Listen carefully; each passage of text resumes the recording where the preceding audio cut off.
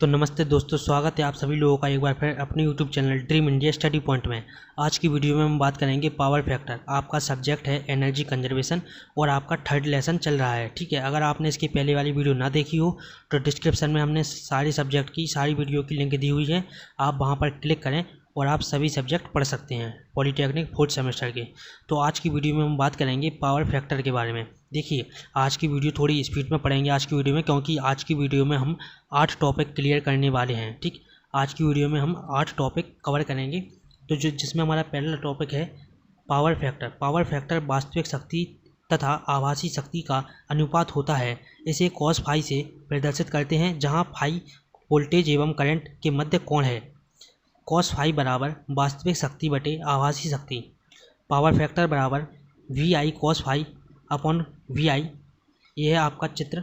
ठीक है, देखिए ये आपका वोल्टेज है वी, ये आपका आई करंट। ठीक, इन दोनों के जो बीच कोण बन रहा है वो आपका है क्या, थीटा। जब धारा वोल्टेज से आगे होती है तब शक्ति गुणक पावर फैक्टर अग्रगामी लीडिंग एवं जब धारा वोल्टेज से पीछे होती है तब शक्ति गुणक पश्चगामी लैगिंग होता है। ठीक, इसके बाद हम बात करेंगे लो पावर फैक्टर इन इंडस्ट्री।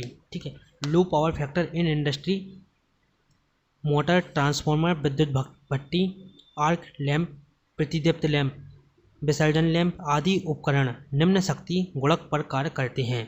ठीक है, इसके बाद दूसरा है मेंटेनेंस करने के बाद मोटर में स्टेटर एवं रोटर के मध्य गैप बढ़ जाता है। बढ़ जाने से पावर फैक्टर लो हो जाता है। ठीक है, मतलब मोटर और ये रोटर के बीच गैप बढ़ जाने से हमारा जो क्या है पावर फैक्टर लो हो जाता है। देखिए, आपको आज की वीडियो में 8 टॉपिक क्लियर कराए जाएंगे और आपका जितना भी आपको पढ़ाया जा रहा है 2021 के सिलेबस के अनुसार ही आपको पढ़ाया जा रहा है। ठीक है, अब हम पढ़ेंगे disadvantage of low power factor. हानियाँ, पावर फैक्टर की हानियाँ क्या होती हैं। ठीक है, पावर फैक्टर की जो पहली हानि है वो है लाइन धारा का मान बढ़ जाता है, उपकरण की कीमत बढ़ जाती है, मतलब उपकरण जो है वो हमारा ज़्यादा कॉस्टली हो जाता है। ठीक है, तीसरा है कंडक्टर की कीमत बढ़ जाती है, सिस्टम की दक्षता में कमी आ जाती है, रेगुलेशन भी बेकार हो जाता है। ठीक है, और प्राइम मूवर का प्रारंभिक कीमत बढ़ जाती है। ठीक, इसके बाद हम बात करेंगे चौथा जो हमारा है पावर फैक्टर इम्प्रूवमेंट मेथड। ठीक है, तो पावर फैक्टर इम्प्रूवमेंट मेथड में हम पढ़ेंगे पहला जो है स्टैटिक कैपेसिटर। स्टैटिक कैपेसिटर के प्रयोग से, मतलब स्टैटिक कैपेसिटर का प्रयोग करके, और साइक्रोनस के कैपेसिटर के प्रयोग से, फेस एडवांसर के प्रयोग से, कैपेसिटर बूस्टर के प्रयोग से। ठीक, देखिए इसके बाद हम पढ़ेंगे why use of static capacitor. Capacitor अग्रगामी धारा लेता है, इसलिए यदि प्रेरक भार के पार्श्व में लगाया जाता है तो संपूर्ण परिपथ का रिजल्टेंट रिएक्टिव करंट कंपोनेंट धारा घटक के मान के बराबर होता है। इसके बाद आपका इसका ये डायग्राम बनेगा। ये है आपका आर वाई बी और ये आपका कैपेसिटर लगे हुए हैं। ठीक है, ये आपका 3 फेज रिएक्टिव लोड। ठीक, इसका ये है डायग्राम। इसके बाद हम पढ़ेंगे इसके एडवांटेज, इसके लाभ क्या क्या हैं। देखिए, कैपेसिटर लॉसेस 0.5% से कम हो जाते हैं। ठीक है, कम हो जाते हैं और मेंटेनेंस सरल है, इसके मतलब देखरेख सरल होती है। ठीक है, अधिक विश्वसनीय होता है। इसके बाद हम पढ़ेंगे विद्युत भार के निम्न शीर्षकों में बांटा जाता है। ठीक है, पहला जो आपका शीर्ष में बांटा जाता है वो है आपका डोमेस्टिक लोड। तो इसके अंतर्गत घर में देखिए, इसके अंतर्गत घर की light, fan, radio, TV, transistor, electrical oven, electrical cooker, heater, fridge, cooler, pump आदि आते हैं, जिसका डिमांड फैक्टर 100% है और डाइवर्सिटी फैक्टर है 1.2 से 1.3 तक, और लोड फैक्टर है आपका 10% से 20% तक। इसके बाद इसी में आपका आता है दूसरा पॉइंट कॉमर्शियल इलेक्ट्रिक लोड। तो इसके अंतर्गत व्यावसायिक लोड जैसे दुकान की light, fan, decoration, advertisement, cleaner आदि आते हैं। डिमांड फैक्टर है इसका 100% और डाइवर्सिटी आपका फैक्टर है 1.1 से 1.2 तक, और आपका लोड फैक्टर है 25% से 33% तक। इसी के बाद हम पढ़ेंगे आज की वीडियो का चौथा टॉपिक है, जो कि हमारा टाइप ऑफ मोटर। मोटर कितने प्रकार की होती हैं। आपकी टाइप ऑफ मोटर के अंतर्गत आती हैं आपकी दो मोटर, डीसी मोटर और एसी मोटर। एसी मोटर के अंतर्गत आपकी आती हैं सेपरेटली एक्साइटेड मोटर, ठीक है, और आपकी दूसरी है series DC motor, shunt DC motor और कंपाउंड डीसी मोटर।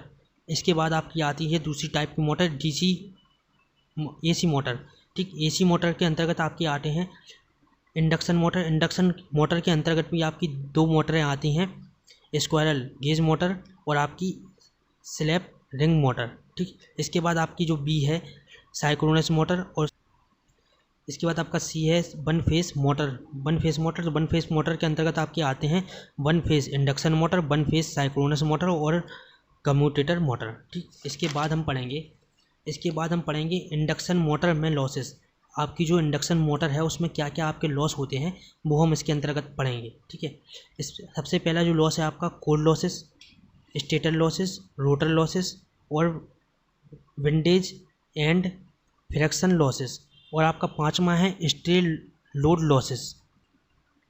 देखिए, इसमें आपका सबसे पहला है जो कोर लॉसेस।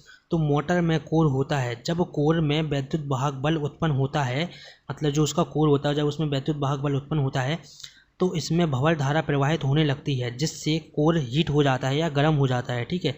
इसे ही कोर लॉसेस हम कहते हैं। इसके बाद जो दूसरा लॉस है वो आपका है विंडेज एंड फ्रिक्शन लॉसेस। तो इस प्रकार की हानि बियरिंग तथा कम्यूटेटर पर घर्षण एवं आर्मेचर में वायु घर्षण के कारण होती है, ठीक। आपकी कौन सी विंडेज एंड फ्रिक्शन लॉसेस।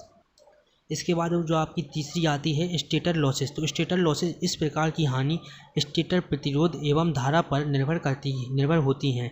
इन्हें सामान्यतः I²R हानि भी कहते हैं। इसके बाद जो हमारा चौथा लॉस है, ठीक, वो है आपका रोटर लॉसेस। इस प्रकार की हानि I²R तापन के रूप में होती है। यह रोटर प्रतिरोध एवं रोटर धारा पर निर्भर करती है, ठीक है। इसके बाद जो हमारा पांचवा आता है स्ट्रे लोड लॉसेस, ठीक है। स्ट्रे लोड लॉसेस में हम पढ़ेंगे भार धाराओं द्वारा प्रेरित फ्लक्स के क्षरण के कारण इस प्रकार की हानि उत्पन्न होती है। जो आपका प्रेरित फ्लक्स है उसके क्षरण के कारण आपकी इस प्रकार की हानि उत्पन्न होती है, कौन सी, स्ट्रे लोड लॉसेस, ठीक है। अब हमने पढ़े लोड लॉसेस। इसके बाद हम पढ़ेंगे tips for energy saving in motor, मतलब एनर्जी को कैसे सेव किया जाए मोटर में, उस हम इनकी टिप्स पढ़ेंगे कुछ, ठीक है। देखिए, विद्युत मोटर में निम्न विधियों का उपयोग करके ऊर्जा संरक्षण किया जाता है। मतलब विद्युत मोटर में हम ऊर्जा को कैसे संरक्षण करें, ठीक है। इसमें जो आपका पहला पॉइंट है विद्युत संचरण हानियों को कम करके, विद्युत मोटर की हानि कम करके, ठीक है। तीसरा है संचरण प्रणाली में यांत्रिक हानि कम करके। चौथा है एनर्जी इफिशियंसी मोटर का प्रयोग करके। पांचवा आपका जो है वो है हाई पावर फैक्टर को बनाकर। देखिए, एकदम सरल भाषा में आपके लिए नोट्स बनाए जाते हैं, ठीक है। ये किताब की भाषा नहीं है, ठीक। इसके बाद हम अपना छठवां टॉपिक पढ़ेंगे feature and characteristic of energy efficient motor, ठीक है। Feature and characteristic of energy efficient motor. तो सबसे पहले इसमें पढ़ेंगे मोटर साइज। तो मोटर का आकार इस प्रकार का होता है कि मोटर का लोड फैक्टर 65% से 100% के बीच हो, ठीक है। 65% से 100% के बीच हो। मोटर विशाल होने पर इसकी परिचालन दक्षता कम उच्च निवेश लागत और उच्च चालक लागत, उच्च अनुरक्षण एवं पावर फैक्टर की समस्या उत्पन्न हो जाती है। किसके कारण, जब आपकी मोटर विशाल हो या बड़ी हो मोटर, ठीक है, उसके कारण आपके ये सारे लॉस उत्पन्न हो जाते हैं। तीसरा जो हमारा है ऑपरेटिंग स्पीड। तो उच्च गति वाली मोटर सामान्यतः कम गति वाली मोटरों की तुलना में अधिक दक्ष होती है। जो आपकी उच्च गति वाली मोटर होती है, मतलब तेज चलने वाली मोटर होती है, वो मतलब स्लो चलने वाली मोटर से ज़्यादा दक्ष होती है, ठीक है। इसके बाद हम पढ़ेंगे high risk current. High risk current में हम पढ़ेंगे ऊर्जा दक्ष मोटर कम प्रतिरोध गुण के कारण मोटर की तुलना में उच्च धारा प्रदर्शित करती है। इस उच्च धारा की अवधि बहुत कम होती है, उम्र बहुत कम होती है, जिससे यांत्रिक रक्षक यंत्र ट्रिप हो जाते हैं। आपकी यांत्रिक रक्षण यंत्र ट्रिप हो जाते हैं, अतः ऊर्जा दक्ष मोटरों में चुंबकीय परिपथ रक्षक का उपयोग करते हैं। चुंबकीय रक्षक उपयोग या हाई इनेस करंट का उपयोग हम करते हैं। इसके बाद हम पढ़ते हैं एस्टिमेशन ऑफ मोटर लोडिंग। तो एस्टिमेशन ऑफ मोटर लोडिंग में हम देखेंगे by measuring input power. By measuring input power में इसे ज्ञात करने के लिए निम्न समीकरण का उपयोग करते हैं। लोड प्रतिशत बराबर P1/P2 × 100, वेयर P1 बराबर आपका P1 क्या है, इनपुट एनर्जी इन केवी में, ठीक है, और आपका P2 है पावर एनर्जी इन केवी और रिलेट फुल लोड, ठीक है। आपका जो P2 है वो है input energy in KV on relate full load. इसके बाद हम पढ़ेंगे बाय मेजरिंग लाइन करंट, ठीक है। यह विधि मोटर की 75% भार तक की सीमित होती है। यह मोटर 75% भार तक ही सीमित होती है, क्योंकि 75 भार के नीचे या पूर्ण या मतलब नीचे या ज़्यादा भार पर शक्ति गुणांक घट जाता है। मोटर भारिता प्रतिशत बराबर निविष्ट भार धारा बटे निविष्ट निर्धारित धारा × 100। इसके बाद आज की वीडियो का हम लास्ट पॉइंट पढ़ेंगे बाय स्लिप मोटर। तो मोटर भारिता प्रतिशत बराबर स्लिप अपॉन NS - NT बराबर × 100। अब आपका यहाँ पर NS है साइक्रोनस स्पीड RPM में, और आपका NR है रोटर स्पीड, ठीक है, RPM में ही।